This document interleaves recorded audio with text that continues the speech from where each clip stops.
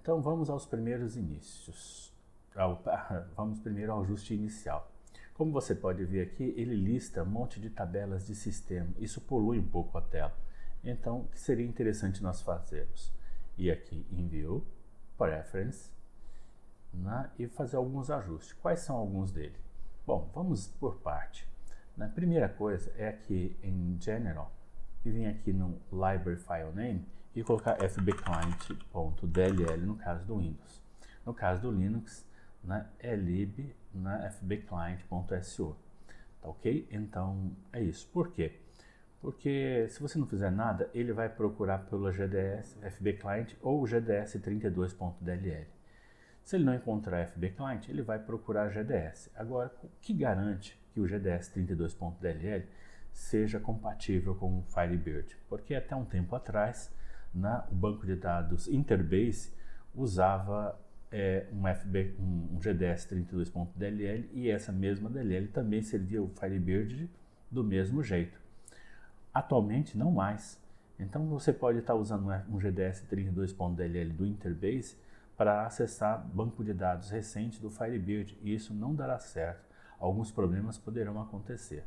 Então, você já deixa prefixado aqui, no caso do Windows, você não precisa colocar patch nenhum. Se você colocar um patch aqui, você vai engessar o fbclient. E como sabemos, o fbclient, ele, quando instalado, num sistema 64 bits, ele tem uma cópia de si mesmo, tanto na pasta System 32, quanto no sysall. Então, você não precisa se preocupar se o sistema é 32 ou 64, que o Windows acha do mesmo jeito, tá bom? Então faça isso, não ingesse num diretório, tá? Em Main Tree View aqui, você vai desligar todas essas opções que estão chamadas Show System, que são as tabelas de sistema, então, objetos de sistema. Então você vai desligar todas elas, ok? Então Show Columns in Parentheses in Tree, aqui você deixa ligado. E você vai deixar ligado também essa opção chamada Allow Drag and Drop, que permitirá que você arraste tabelas para a janela de Statement, e fazer selects apenas arrastando tabelas e campos, ok? Então vamos deixar ligado aqui. Quando uma tela View ou Story Procedure for ativada, o que eu devo mostrar primeiro? Como você vê, quando você abre uma janelinha aqui, ele mostra algumas coisas, Mas você pode deixar três opções. Mostrar a janela de Properties, mostrar a tabela de Relation Columns, parâmetros e tudo mais. Então são três opções. Ou apenas um Select da tabela ou Execute. Tá? Então vou dar um Save para mostrar sempre Properties. Então quando você, vamos supor aqui, eu vou dar um Execute Statement. Pronto. Aí eu faço um select, um exemplo, select from colaboradores A, ok? Vou colocar a ponto asterístico.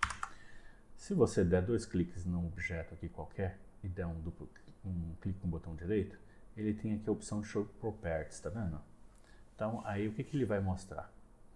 Então qual dessas guias aqui ele vai mostrar primeiro? Então aqui ele está mostrando os campos, tá vendo?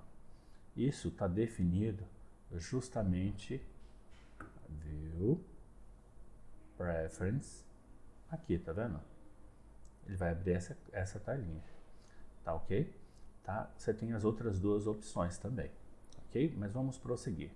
Transaction Settings permite que você deixe já um default de till,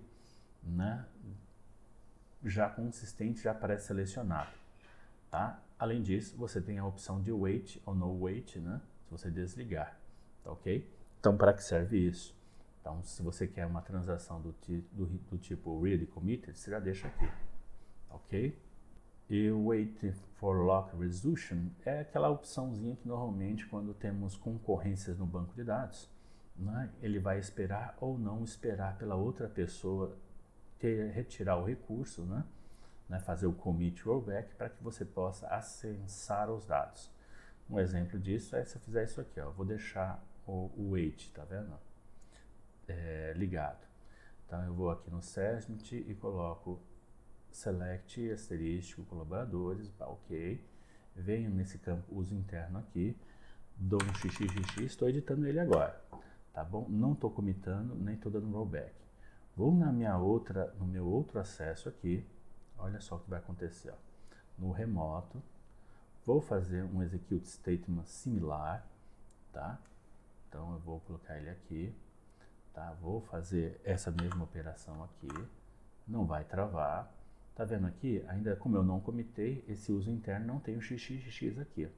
Mas eu vou vir aqui e vou colocar YYY, tá? Agora dou um Enter, olha só, travou. Por que travou? Porque tem uma concorrência aqui, vai dar um timeout, né? Ele vai esperar por um tempo. Esse Firebird que eu estou instalado aqui é a versão 4 e ele está configurado com um timeout. Então, não me lembro quantos segundos tem, mas ele vai continuar esperando. O que ele está esperando? Ele está esperando eu dar um commit aqui, né, para liberar esse. Mas isso não vai acontecer, né? Eu vou aguardar ele dar o timeout e mostrar uma mensagem de erro. Então, é isso que o wait faz, aquela opção de ligar, tá bom? Eu vou abrir aqui uma nova extensão até dar a mensagem de erro. Tá, então vou abrir uma nova instância aqui do IB Expert, tá bom?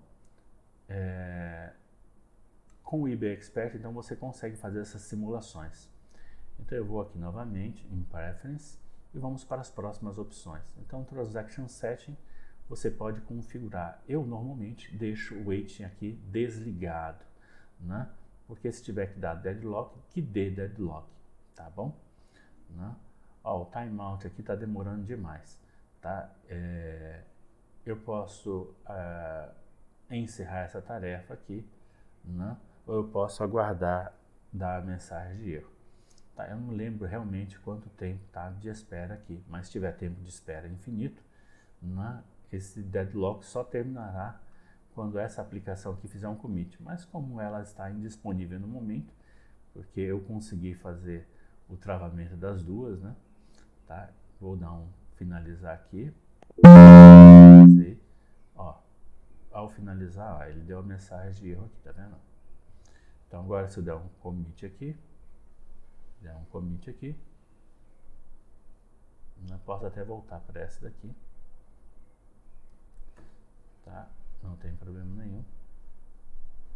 Tá? Esse programa, né, o Flame Robin, ele tem uma coisa interessante. Se der problema, ele se recupera, né, de uma perda de conexão e tudo mais. Programas como, por exemplo, o IB Expert, ele tem um problema sério, que se ele perder a conexão, você tem que finalizar o programa porque ele não se recupera, não tem jeito, né? Tá bom? E aí, vamos prosseguir aqui.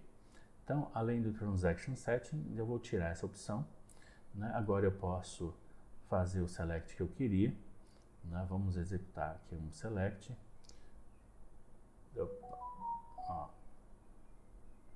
Aqui eu tenho algum problema nesse remoto. Deixa eu desconectar. Reconectando. Vou no histórico. Executo ele de novo. Tá aqui. Inclusive a informação foi gravada. E vou fazer agora de novo. Note, essa opção aqui, ó, tá desligada. Então agora eu vou fazer uma alteração tirando essa opção, tá feito, mas não comitei nem dei rollback, né? E vou fazer a mesma operação aqui, né? Agora eu vou colocar um YYY qualquer aqui. Quando eu der Enter, ele vai tentar fixar e vai dar um deadlock, olha lá, deadlock, né? Então é bom você deixar essa opção ligada para caso dê um problema de uso do recurso, tá? Você poder, né, não ficar travado como você viu na primeira vez, tá bom? Então vamos lá, prosseguindo então. Em Text Editor não há muita coisa que mexer aqui. Não marque essa opção de automaticamente fazer auto-commit, que ela é um problema para você, tá bom? Quando um texto na janela estiver selecionado, executa ele inteiro, mesmo que esteja, ou apenas a parte marcada. É melhor você deixar marcado essa daqui, tá ok? Assim, se você tiver uma consecução de selects, Você pode marcar apenas um que você queira executar naquela mesma janela. Né? Tratar o texto selecionado como um single statement, ok, né? Pode marcar ou não, né? Assim ele estiver verificando que tem um ponto e vírgula, né? Uma quebra de bloco e tudo mais, ele vai tratar tudo como se fosse separado. E a opção de limpar a janela, ou seja, executou, né, um statement, né? Você vai notar que tem essas mensagens de rodapé aqui, ó, né? Tá? Quando você faz aquele select bonitinho, né? Ele tem algumas mensagens, né, que ele pode colocar aqui no rodapé, estatística, né? Então, o que faz aquilo? Se você tiver um novo, né, uma nova opção, né, por exemplo, assim, né, o que ele tem que fazer? Ele tem que limpar a janela, só, senão, ó, fica assim, né? Então, é bom que ele faça a limpeza. Então, você faz isso como? Você faz isso indo nessa opção aqui, ó. Eu deixo para ele sempre limpar. Ligo e pronto, ele limpa. Numa próxima execução. Tá bom? Então é isso aqui. Code completion, não há nada que você queira mexer aqui. Tá bom? Talvez você queira que 3 caracteres é muito pouco. Então, se você colocar cell, ele já vai sugerir select. Outros comandos comecem com cell. Tá bom? Se você achar que 3 é pouco, você pode aumentar para 4, 5. Tá bom? Execute statement é você colocar um limite. Tá bom? Se você não colocar nenhum limite, ele vai gravar todos os seus statements, suas execuções, guardando no histórico. Eu não ligo essa opção. Deixo ela do jeito que está. Windows Style mostra o que deve mostrar nessa janela de título aqui. Então, quando você coloca essa daqui, exactly as typed, ele vai colocar exatamente como o comando que você gerar. Por exemplo, vem aqui, se eu colocar aqui execute statement, colocar select, olha só, olha para a janela aqui, ó. Tudo que eu digito, ele copia. Então, select, então, ponto asterisco, from, colaboradores, ele fica assim, ó, tá bom? Mas, olha o que acontece se eu fizer um ajuste nessa operação, ó. Mostra apenas a maneira abreviada. Se eu colocar isso aqui e der um save, olha só. Eu vou pagar aqui e vou colocar novamente, ó. Em vez de select, agora é cell. Tá vendo? E ele também tem a forma super, hiper abreviada. Se eu fizer isso, o cell agora, que é a abreviação de select, vira S apenas, ó. Tá vendo? Então, essa é uma opção de preferência. O data grid aqui, o data grid, ele permite que a gente diga qual formato de data que desejamos ver, o formato de hora ou formato timestamp, tá bom? Só isso, tá? Se você quiser, para números, você pode ligar essa opção e indicar que em vez de você ver double precision ou ponto flutuante, né, com N casas decimais, você quer ver apenas 2, né? E pronto, aí ele vai mostrar esses números apenas com 2 casas decimais. Lembrando que ponto flutuante, a partir da 4ª, 5ª casa decimal, os valores flutuam, então não é exato. Mas se você diminuir ainda para 2, será menos exato ainda, tá bom? Eu normalmente deixo desmarcado, gosto de ver os números como eles realmente se apresentam. Outra coisa interessante é automaticamente trazer todos os registros para a tela de resultados. Se você, normalmente, quando você faz um select e tiver, por exemplo, 1000 registros, ele vai paginar os dados. Isso consome menos recursos da máquina, mas também faz você pensar que aquele select seu é rápido, né? Então, pode ser que não seja, né? Então, você marca aqui, aí você vai ter exatamente a experiência, né, de carregar todos os registros que você precisa para a tela. Tá? E aqui o show blob é para saber se ele vai mostrar blobs do tipo texto, né, na grade ou não. Normalmente blobs do tipo texto são interessantes se você exibir, mas também é bom você deixar um limite, né? Arquivos, por exemplo, RTF, por exemplo, costumam ser grandes, né? Então você aqui pode limitar apenas 1 KB, né? Ou seja, ele ignora o restante. Então você acompanha pelo menos o header, né, do arquivo texto, tá? Ou do blob textual, tá bom? E ele não mostra imagens na grade, tá? Então não adianta você marcar essa opção Show Data for Binary Blobs. O máximo que você vai ter, por exemplo, em PNG JPEGs, é aquela parte textual, né? Como se fosse um editor Exa, exibindo algum texto, metadados da imagem, tá? Mas nunca a imagem, tá bom? Então não precisa deixar essa opção ligada. Property Pages são o que ele deve mostrar quando você abrir, né, um objeto. Então, quando você dá 2 cliques, por exemplo, sobre um domain, né, ele vai mostrar aqui o sumário. Isso daqui é a opção que ele vai mostrar, tá?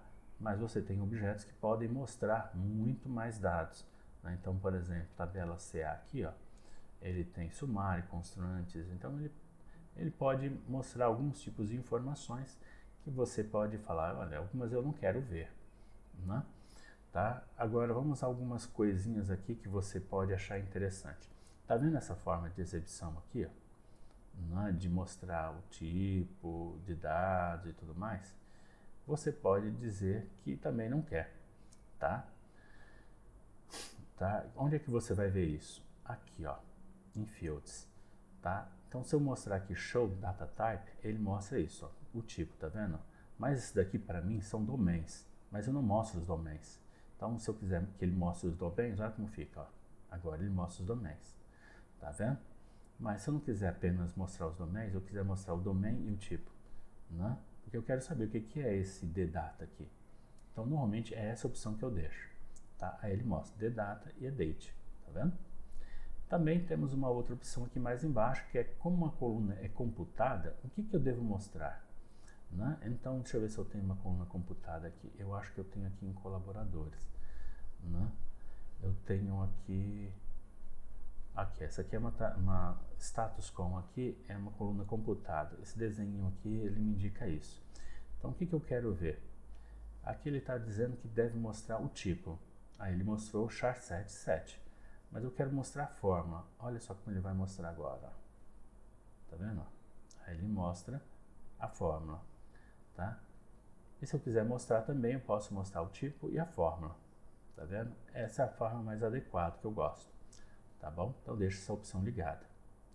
Ok? Além disso, nós temos aqui o login. O que é o login? É para você definir, né, onde ficará os statements. Ele guarda tudo isso num registro, né, um registro de log. Então, os create, select que você vai fazendo, ele pode jogar para dentro de um arquivo.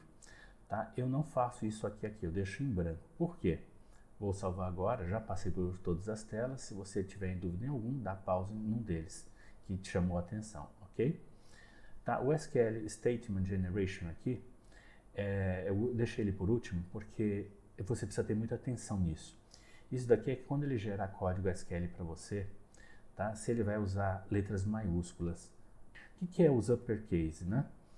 Ele não deixa tudo maiúsculo, ele vai deixar os keywords. O que são keywords? Então, todos existe na página do Firebird os comandos, por exemplo, select, são palavras reservadas também, né? Como por exemplo, now, né? Tudo isso pode ficar em maiúsculo, tá? Então, quando ele gerar o código para você, tudo que for uppercase, ele vai deixar em maiúsculo. Pode deixar ligado, não tem problema nenhum. Agora, essa opção não deixe desmarcada, tá? Porque se você codenames only when needed, né, faz com que ele apenas use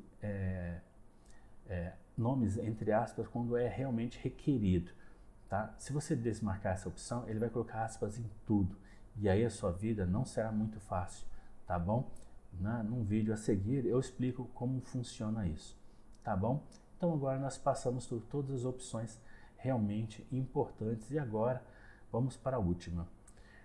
Aquela opção de log, como você viu, eu não marquei ela. Por quê? Porque aqui nas propriedades do banco de dados, você pode, além de marcar aquela de mostrar ou não mostrar as tabelas de sistema, você tem login aqui. Então é mais fácil você marcar aqui e dizer para o seu sistema onde você quer o arquivo de log. Em ctemp eu quero chamar de sesmit2.log. Então é bom você ter um log para cada banco de dados registrado, para que não misture os statements, tá bom? É só isso. E agora você salvou e assim nós completamos os ajustes de preferências né, que precisávamos. Vamos então prosseguir?